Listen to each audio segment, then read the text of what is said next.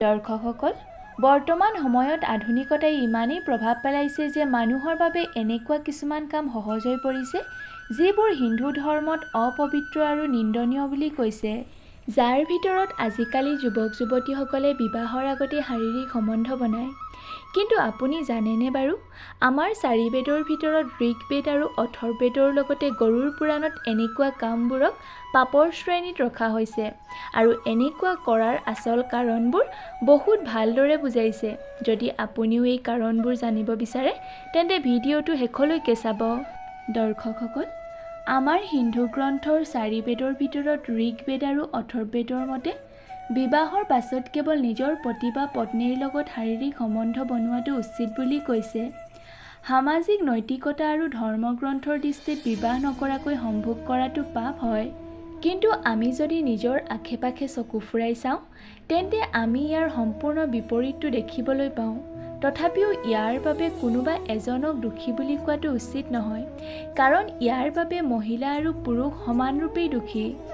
ইয়াৰ বাহিৰেও মহিলাসকলৰ বিষয়ে ক'বলৈ গ'লে পুৰণি কাল অৰ্থাৎ সনাতন কালেই হওক বা বৈদিক কাল, পৌৰাণিক যুগ নাইবা দাপৰ যুগ, সকলো যুগতে মহিলাৰ দ্বাৰা নিজৰ পচন্দৰ পুৰুষৰ লগত বিবাহৰ আগত সম্ভোগ কৰাৰ প্ৰমাণ আজিও আছে। উদাহৰণস্বৰূপে মেনকা, শকুন্তলা, উৰ্বশী, চিত্ৰলেখা, চিত্ৰাংগনা, কুন্তী, সুভদ্ৰা আৰু ৰুক্মিণী এনেকুৱা পৌৰাণিক মহিলা আছে যিসকলে বিবাহৰ আগতে নিজৰ পচন্দৰ পুৰুষৰ লগত সম্বন্ধ বনাইছিল, যিবোৰ আমাৰ ধৰ্মগ্ৰন্থ আৰু পুৰাণেও প্ৰমাণ কৰে। যিসকল প্ৰাণীয়ে তন, মন আৰু ধনেৰে এনেকুৱা কৰিবলৈ সমৰ্থ, সেইসকলে আজিৰ সময়ত সুবিধা পালেই ধৰ্মগ্ৰন্থ আৰু নৈতিকতাৰ কথা নভবাকৈ বিবাহৰ আগতেই যৌন সম্বন্ধৰ সৃষ্টি কৰে। যদি প্ৰাচীন সময়ৰ মতে দেখা যায় তেন্তে ইয়াক এক প্ৰকাৰৰ গন্ধৰ্ব বিবাহ বুলিয়েই ক'ব পাৰি, য'ত নিজৰ ইচ্ছাৰে প্ৰেমৰ বান্ধোনত বান্ধ খায়। যৌন সম্বন্ধক লৈ এইষাৰ কথা জানি আপুনি আচৰিত হ'ব যে প্ৰাচীন কালত ৰাক্ষস আৰু পিশাচৰো বিবাহ হৈছিল, য'ত ৰাক্ষসৰ বিবাহত কন্যাৰ অনুমতি নোহোৱাৰ পাছতো মাৰপিট কৰি বিবাহ কৰা হয়।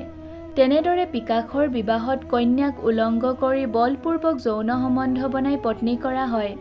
ইয়াৰ বাহিৰেও আৰু এষাৰ কথাৰ পৰা আপোনালোক সকলো অজ্ঞান যে আদিম যুগত মহিলাসকলে বিবাহ নকৰাকৈয়ে বহু পুৰুষৰ লগত সম্বন্ধ বনাব পাৰে। যদি আপুনিও জানে তেন্তে কবিলাই যুগ আৰম্ভ হোৱাৰ লগে লগে মানুহে শত্ৰুৰ পৰা বাচিবৰ বাবে গোট বান্ধি আছিল। তেতিয়া তেওঁলোকে মহিলাক নিজৰ অধিকাৰত ৰাখিবৰ বাবে বিবাহৰ দৰে নিয়ম বনাইছিল। তাৰ পাছতো কিন্তু তেওঁলোকে শত্ৰু বা আন জাতিৰ মহিলাক বিবাহ নকৰাকৈয়ে যৌন সম্বন্ধ বনায় আৰু যেতিয়া হেঁপাহ পলাই যায় তেতিয়া আন পুৰুষক বেছি দিয়ে, যদিও এয়া সকলোৰে ক্ষেত্ৰত নহয়। তথাপিও আপুনি ইতিহাসৰ পাতত চকু ফুৰাই চালে এনেকুৱা বহু উদাহৰণ পাব যাৰ ব্যৱহাৰ যৌন সম্বন্ধ বনাবৰ বাবে কৰা হৈছিল। তাৰে এক প্ৰমাণ হ'ল ৰজাৰ দ্বাৰা যুদ্ধত জিকি অনা মহিলাসকলৰ লগতো বলপূৰ্বক যৌন সম্বন্ধৰ সৃষ্টি কৰা হয়। দৰ্শকসকল, কেৱল আমাৰ ধৰ্মগ্ৰন্থতে নহয়, বাইবেলতো এই পৃথিৱীৰ প্ৰথম মনুষ্য আদম আৰু হাব্বাৰ কেৱল সম্ভোগৰ কাৰণে স্বৰ্গৰ সুখ এৰাৰ কথা উল্লেখ আছে। এইষাৰ কোৱাটো ভুল নহ'ব যে প্ৰতি যুগতেই যৌন সম্বন্ধক লৈ বহু তথ্য সন্মুখলৈ আহে, কিন্তু এনেকুৱা কৰাৰ ফলত মহিলাসকল বহু প্ৰকাৰৰ শাৰীৰিক, মানসিক আৰু ভাৱনাত্মক সমস্যাৰ সন্মুখীন হ'বলগীয়া হয়, যিবোৰ কথা অধিক সংখ্যক মানুহেই নাভাবে। দৰ্শকসকল, বিবাহৰ আগত সম্ভোগ কৰাটো আৰু বিবাহৰ পাছত পৰপুৰুষ বা মহিলাৰ লগত সম্বন্ধ স্থাপন কৰাটো সমাজত স্বীকৃতি আৰু অস্বীকৃতি এনেকুৱা বিষয়ৰ ওপৰত কাজিয়া বা বিবাদৰ কোনো অন্ত নাই। কিন্তু আপোনালোকে বাৰু কেতিয়াবা ভাবেনে যে যৌন সম্বন্ধৰ আচল কাৰণ আপোনাৰ শৰীৰ? কাৰণ এইটো আপোনাৰ শৰীৰ, য'ত বহু স্মৃতি লৈ থাকে।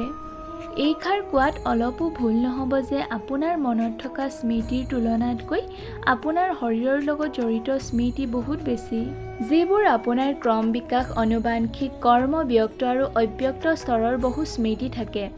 উদাহৰণস্বৰূপে যদি কোনোবাই আপোনাৰ শৰীৰত হাত দিয়ে তেন্তে সেয়া আপোনাৰ মনত থাকে। এয়া আপোনাৰ মনৰ নহয়, এয়া আপোনাৰ শৰীৰৰ স্মৃতি হয়, যাক ঋণানুবন্ধ বুলি কোৱা হয়। সেইকাৰণে যেতিয়া ব্যক্তিয়ে সম্ভোগ কৰে তেতিয়া তেওঁ এক প্ৰকাৰৰ বিচাৰ ভাৱনা আৰু শৰীৰ সন্মিলিত হয় যিটো মানুহৰ স্মৃতি ৰূপত জোৰা খায় সেইকাৰণে মানুহৰ জীৱন যিমান সুখৰ হ'লেও সদায় মানুহৰ মন খেলিমেলিয়ে হৈ থাকে সেইকাৰণে সুখ সমৃদ্ধি জীৱনৰ বাবে কেৱল জীৱন সংগীৰ লগত জীৱন যাপন কৰাটোৱে সকলোতকৈ উত্তম জীৱন বুলি কৈছে